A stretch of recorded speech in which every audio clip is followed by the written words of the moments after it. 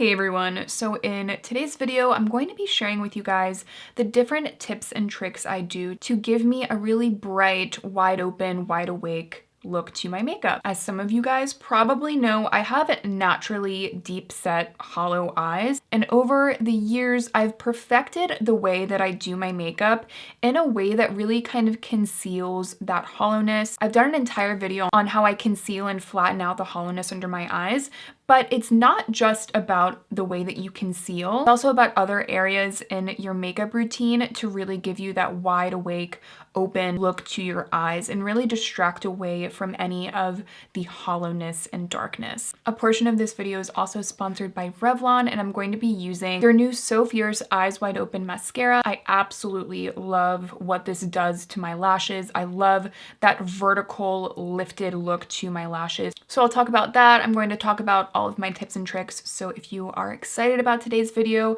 if you end up finding it helpful, please make sure to give this video a thumbs up and let's jump right in. So let's jump in. The first thing is I went in with my new NARS Light Reflecting Foundation.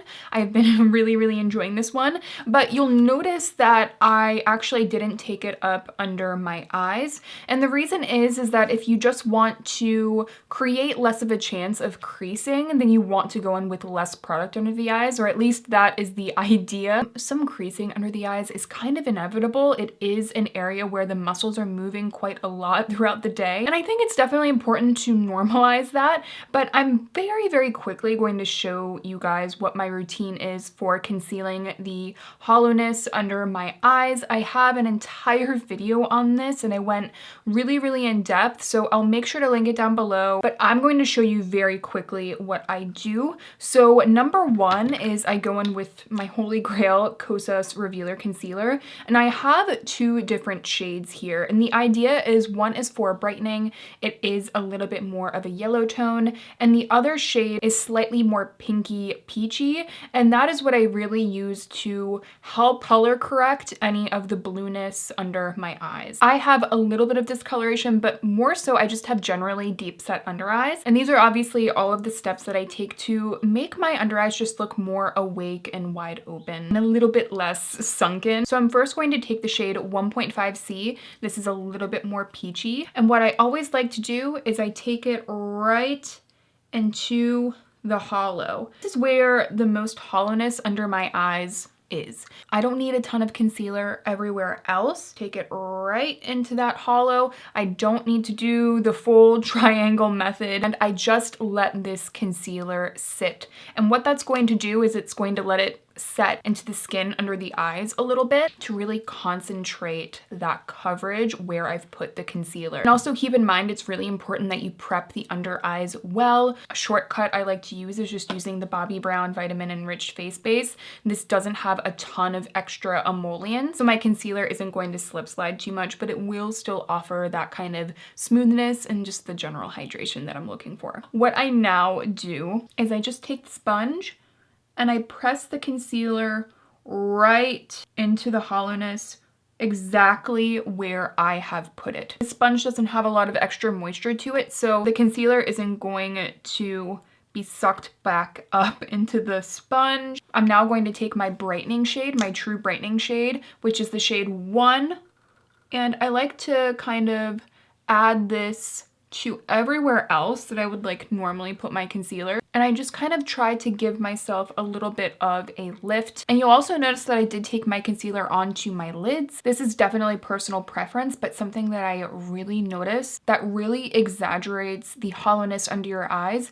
is people not really color correcting in here and up onto this portion of the lid. This portion of the eye and the makeup that goes here is so important, and I am very cognizant of it. And again, not cognizant in a bad way. There's no shame in the way that our bodies are as they are. I really do prefer my makeup when I do it this way. So now that I've let it sit for a little bit, I'm just going to take this and blend it right up. And here's what the under eyes look like. Again, the hollows are still there, but a very good concealer can do an incredible job of flattening out that hollow. But let's jump into the eye makeup because I feel like the eye makeup is really, really important. I will show you more of the base makeup and the techniques I use there. So I'm just going to quickly brush up my brows. I'm going to save the brows until after I do the eye makeup. There are techniques that I use with the brows as well. Before you put on any eyeshadow, if you'd like to set your eyes, this is the time that you would do it. I'll just show you guys now that I'm here. So I'm going to take a brush like this. This is the concealer brush from Rare Beauty. I will take a very, very small amount of powder, tap off the excess. Listen, you can add more, you can't take it away. This is actually what I do because I think that it really helps to flatten out that hollow. Find the hollow and kind of make a line, almost like a perpendicular line to where that hollow is, and you're just going to take the powder right in that area and that's it. And I really find that it helps to flatten that area out rather than really taking the powder everywhere. I take the powder right here. You see that difference? It's subtle, but it is impactful. How this has a little bit more light reflection, which I love, I think is very pretty.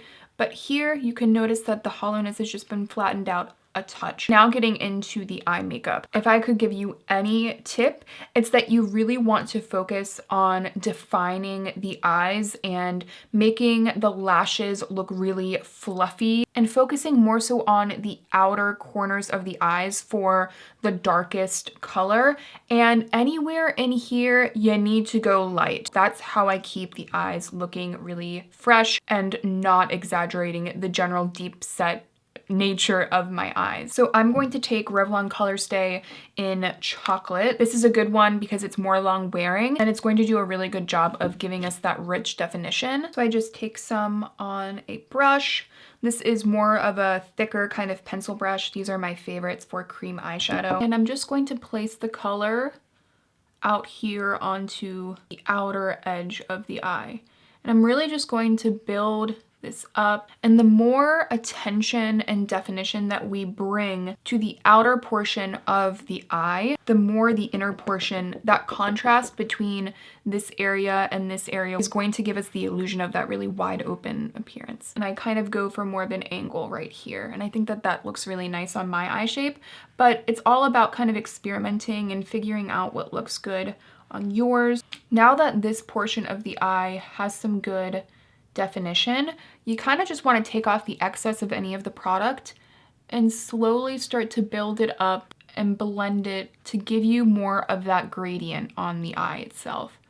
Another trick that I also use to not get a lot of deep color towards this side is to take your brush and move it out like this. That way you have a little bit more control and the color is being stamped down here, which can kind of handle more color, rather than you putting it directly on the area where you want to start building the color, and you're less likely to bring the color more inwards than you would like. Now I'm going to take a bit of a lid color. This is another one of my favorites from Revlon, Caramel. And I'm just going to take my finger and I'm going to press it right directly on the lid. This is what I like to do to get more color and pigment. But again, I'm not going to take it too far in here. I'm going to focus it more towards this half than you would think, because naturally your finger is going to bring it a little bit closer in here. Very, very softly blend these edges and blend all of the colors. So that's what it's looking like right now. And I will take just a little bit more and put it right above my pupil, but on the lid, obviously. And just a touch more shine there also really brings that more lifted and wide awake look to the eyes. All right, so that is the shadow all done. I'm going to very quickly tightline. And what I always like to do is keep it again on this half of the eye. I don't even really like to go too much past the pupil if I really want to give me that more wide-eyed effect. We're really trying to keep this inner portion of the eye more bare. You could also go in with a white eyeliner if you'd like on the lower lash line, but sometimes it can be a little bit stark. You could also go in with more of a beigey color there. I like to keep the bottom lash line pretty bare and just tightline a little bit on top. Now I'm going to curl my eyelashes. This is so important if you want that wide awake effect. Now we move on into mascara, which we're going to be using the So Fierce Eyes Wide Open from Revlon. I have been loving this mascara to give me that really pushed up vertical lifted mascara look, and that is really key, I have found personally, in giving you that wide open effect and really distracting the eye from the hollowness and the darkness under the eyes. When you have that really lifted, volumized look, it not only gives the eyes like that really wide open pretty effect, but I find that it lifts the whole face, gives the illusion of a more awake appearance. The wand is really cool. It's rubberized and it is curved. So I'm finding that I really enjoy these curves, the way they translate into application, because I find that, again, it really collects all of the lashes and pushes them right up. But something else that's pretty unique is the very tip of the brush has longer bristles. And what that does is in this inner corner of the eye, it does a really good job of making this area look more wide awake as well. And then you can also perfect with the end as well, which I always like to add a little bit extra onto the outer corner. So let me show you kind of a before and after on application. I like to just take off a little bit of the excess with a piece of toilet paper. I'm just going to start at the middle of the lashes. I like to do a little bit of wiggling as well at the base of the lashes to really give me that richness. You can do that by kind of blinking into the mascara.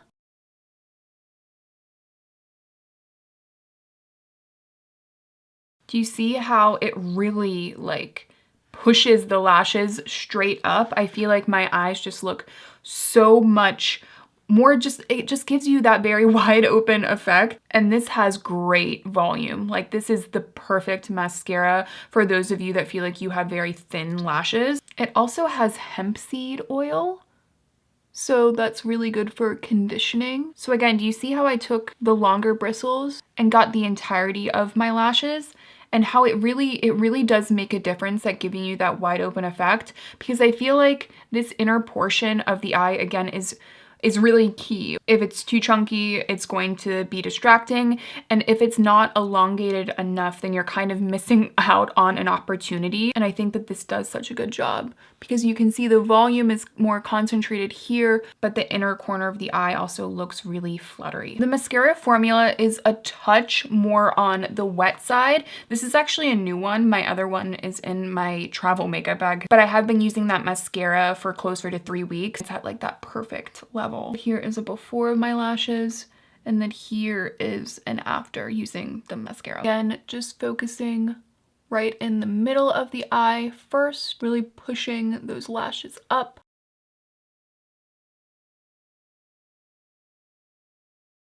Do you see how it does such a good job of naturally bringing that more wide awake effect towards the middle of the eye, while building that volume out here? And I like to take the top of the brush to kind of comb out this area as well, again, and build volume. Here is what the mascara looks like. The way that the wand works to really fan out the lashes and give you that wide awake look is really what I appreciate the most about this.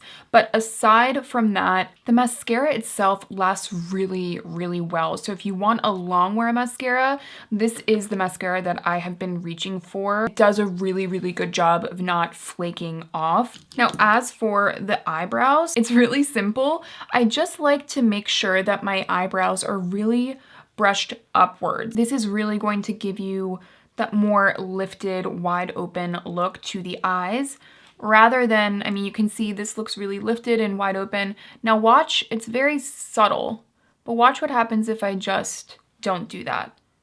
This automatically looks more wide awake, you know what I mean? I'm just going to fill them in like normal and then go in with my Patrick Ta Major Brow Lamination Gel, and this one's really good at really holding up that more lifted brow look. Now I'm going to go in with blush, and what I like to do with my blush is again kind of reinforce this idea of kind of cutting the hollow. A lot of people talk about, oh, you take your blush so far in to your under eye, but I really find that it makes my under eyes look more wide awake, and I'll show you that in a second. This is really personal preference, and I can imagine some people would be a little bit scared to try this, but definitely do. Makeup washes off, and I think a lot of you will really enjoy it. So I'm taking Hope from Rare Beauty. This is the liquid blush formula, and I'm just taking some right onto my sponge, and you'll see that I like to take it right up here, but if you see the hollow, I'm not afraid to kind of get a little bit closer there,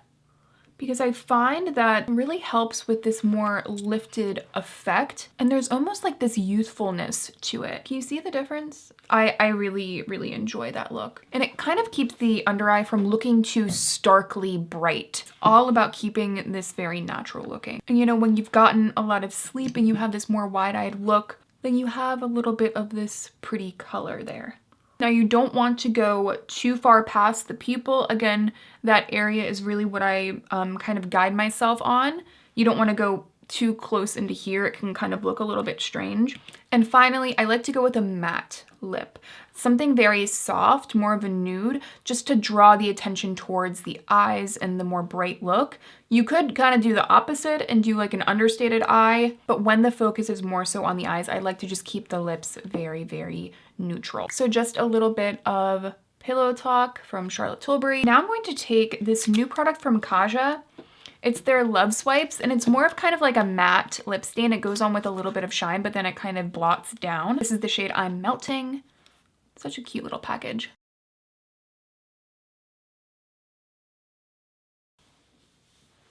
All right, everyone, and this is the completed look.